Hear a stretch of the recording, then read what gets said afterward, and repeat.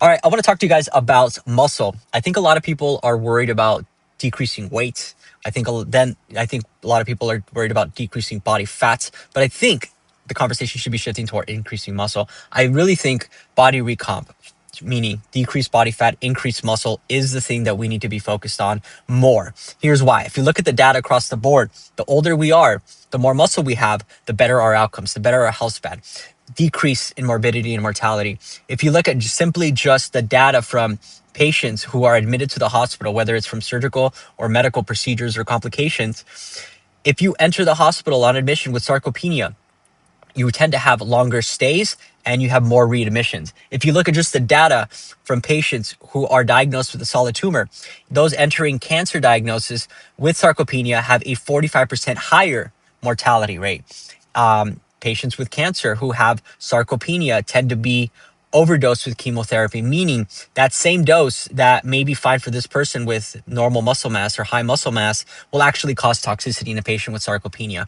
So higher morbidity, mortality. If you look at the data with grip strength, those with decreased grip strength tend to have higher morbidity and mortality. And now that doesn't mean go out and practice your grip strength.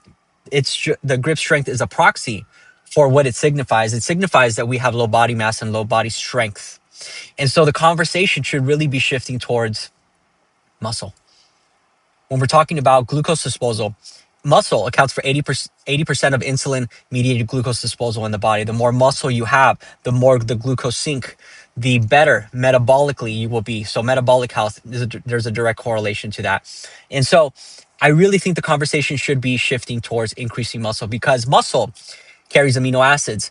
Amino acids can be used for immune function. It can be used for recovery and repair. And so when something goes wrong, you get sick, you get ill, there's God forbid, somebody gets into a car accident, right? These things that we don't necessarily think about, but the more muscle you have, the better the outcome you'll be, because the more reserve you have. Think of muscle like being a 401k or a savings account, right? You have it, hope you don't need it. Someday you probably will need it. And wouldn't it be nice to have just in case you do need it? But not only that, in the moment, you get more energy, you have higher functionality, you have more physical capacity. So you have overall health that increases just by having more muscle. All right, that's it for today. Focus on muscle. If you're not resistance training, go do that right now. I'm about to go resistance train. I'm at the gym. Talk soon. Bye.